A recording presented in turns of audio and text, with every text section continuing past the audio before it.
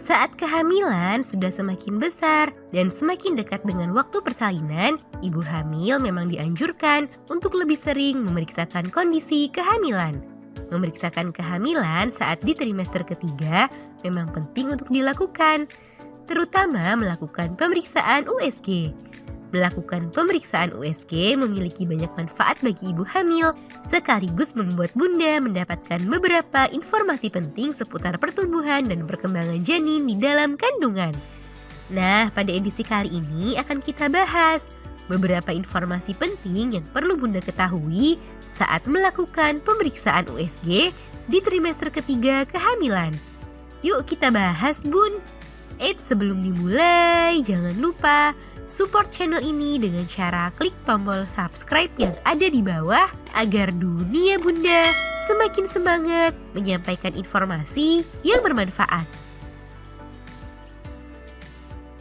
1. Ukuran dan berat janin. Hal pertama yang bisa bunda tanyakan ke dokter saat melakukan pemeriksaan USG di trimester ketiga adalah mengenai ukuran dan berat janin. Pastikan janin memiliki ukuran dan berat yang ideal sesuai dengan usia kehamilan. Berat yang terlalu rendah perlu diantisipasi karena bisa meningkatkan resiko gangguan kesehatan saat ia lahir nanti. Sedangkan berat yang terlalu berlebihan juga dapat mempersulit proses melahirkan, terutama jika bunda berencana untuk melahirkan secara normal. Konsultasikan ke dokter mengenai hal-hal yang perlu bunda lakukan agar ukuran dan berat janin ideal saat melahirkan nanti. 2. Posisi janin. Hal lainnya yang perlu bunda ketahui saat melakukan pemeriksaan USG di trimester ketiga adalah posisi janin. Posisi janin tersebut sangat mempengaruhi kelancaran proses melahirkan jika bunda ingin melahirkan secara normal. Idealnya saat sudah mendekati hari perkiraan lahir, janin akan berputar dan kepalanya turun hingga dekat dengan serviks atau jalan lahir. Namun ada pula beberapa kondisi di mana janin tidak juga turun ke panggul yang biasanya kita sebut dengan posisi sungsang. Oleh sebab itu, penting sekali bagi bunda untuk mengetahui posisi janin saat sudah berada di penghujung kehamilan. Hal itu bisa menjadi informasi penting untuk menentukan metode persalinan terbaik bagi bunda. 3. Kondisi air ketuban. Hal lainnya yang perlu bunda pahami saat melakukan pemeriksaan USG di trimester ketiga adalah mengenai kondisi air ketuban. Air ketuban merupakan cairan pelindung sekaligus penunjang perkembangan janin di dalam kandungan. Tanyakanlah ke dokter mengenai kondisi air ketuban tersebut, sebab air ketuban yang terlalu sedikit dapat mengganggu pertumbuhan janin, sedangkan air ketuban yang terlalu banyak dapat memicu kelahiran prematur.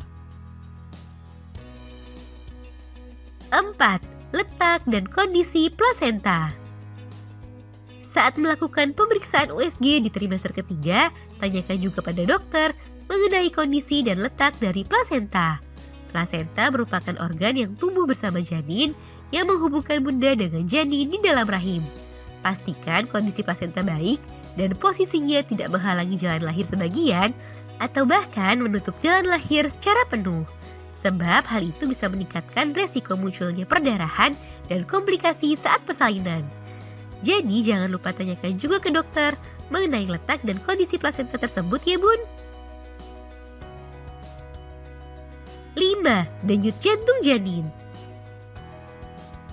Saat melakukan pemeriksaan USG di trimester ketiga, tanyakan juga ke dokter mengenai denyut jantung janin.